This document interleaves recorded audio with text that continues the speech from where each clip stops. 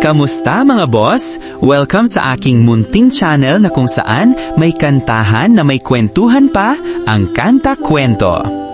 Isang prom ang gaganapin sa school nila Daddy Sikan at nakaschedule mag-perform ang banda ni Daddy sa gabi na yon.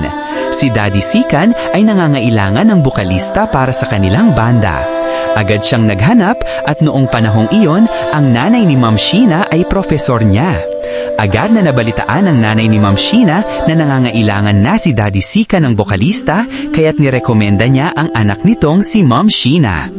Agad namang nagustuhan ni Daddy Sikan ang paraan ng pagkanta ni Ma'am Sheena at doon nga nagsimula ang kanilang pagkilala.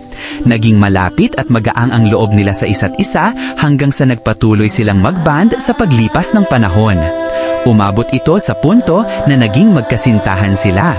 Ang musika at pagbabanda ang nagbuklod kay Ma'am Sheena at Daddy Sikan.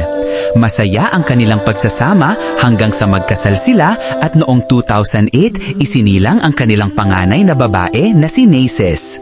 Gusto ni Daddy Sikan ng isang lalaking anak hanggang sa nasundan ito muli ng isang babae, si Nisha. Magandang tuloy ang masayang pagsasama at muling nasundan ng pangatlong babae na si Stacy. 3 babae ang nagbigay ng kagalakan sa kanila, ngunit patuloy pa rin ang kanilang pagnanais na magkaroon ng lalaking anak. Hanggang sa pagdating ng November 2013, sa wakas ay isinilang na ang kanilang unang lalaking anak, si Ice. Patuloy ang kanilang pagbabanda bukod sa kani-kanilang mga trabaho. Kasama nila ang 4 nilang anak sa mga rehearsals at pati na rin sa kanilang mga gig. Si Nisha ay nagpakita ng interes sa pagtugtog ng instrumento sa murang edad. Mula sa lahat ng kanilang anak, si Nisha ay unang nagka-interes sa bass guitar. Ganon din si Naces sa pagki-keyboard habang si Stacy naman ay nahiligan ang kumanta. Si Ice sa kabilang banda ay napansin ang kanyang groove sa pagpalo sa mga unan hanggang sa tuluyang natutong tumugtog ng totoong drum set. Dito na nga nabuo ang kanilang pamilya bilang isang full set band o family band. Si Daddy Sikan sa bass guitar, si Ma'am Sheena bilang main vocals, si Naces sa keyboard, si Nisha bilang lead guitar, si Stacy na habang kumakanta ay natututong mag-rhythm guitar at ang batang si Ice na umukumpleto bilang drummer. Ngunit bago natin ipagpatuloy ang kwentuhan, kung bago ka dito sa ating channel, hihingin ko po muna ang inyong like at subscribe bilang suporta sa ating channel. At pati na rin sa ating FB page. Tapos, paki-comment mo din kakwento kung taga saan ka para malaman ko kung hanggang saan umabot ang kwento nating ito. Maraming salamat! Tila isang blessing nga ang nangyari na ang buong pamilya ay nabuo bilang isang banda. Unti-unti silang nag-perform sa kanilang mga family gathering at mga private events at unti-unti rin silang napansin dahil sa kanilang husay bilang family band. Ang lahat ng tugtugan ay naganap sa kanilang bakuran at hindi na pinagpagsala ng mag-asawang Sheena at Sikan ang pagkakataong dumating na ito. Dahil dito, agad nilang napagpasisyahan na gawing official ang kanilang family band at pinangalanan nila itong Mission Souls. Upang mapamalas sa mas malawak na audience, ginamit nila ang mga online platform gaya ng YouTube at Facebook upang mag-record ng kanilang mga cover performances. Nagsimula sila sa YouTube nitong November 2023 lamang at ang natitira ay kasaysayan na.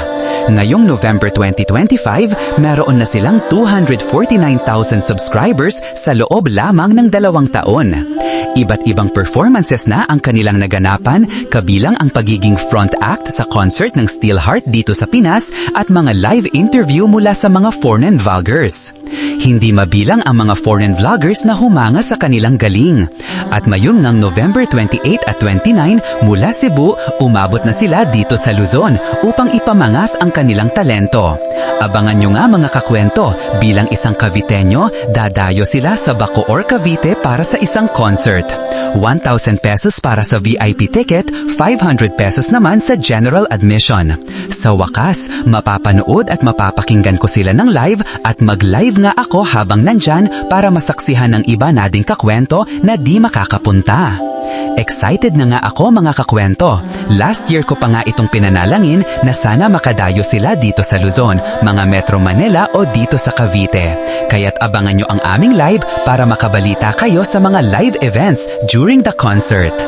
Nasa kanilang Facebook page ang mga detalye, kaya check nyo doon mga kakwento. Suportahan natin ang mga batang talentadong ito na pausbong sa OPM music dito sa ating bansa. Ikaw, ba manunood ka rin ba kung sakaling mapadpad ang Mission Souls malapit sa lugar ninyo para mag-concert?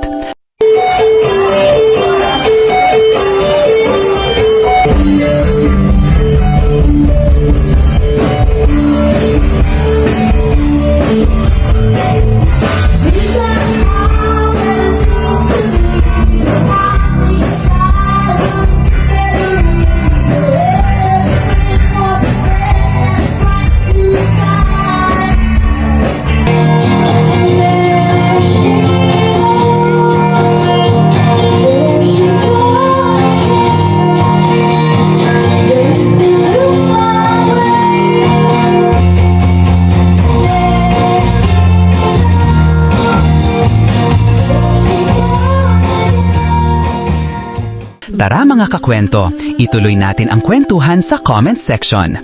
Binabasa kong lahat yan at pinupusuan. At muli, kung bago ka dito sa ating channel, hihingin ko po muna ang inyong like at subscribe bilang suporta sa ating channel. At pati na rin sa FB page.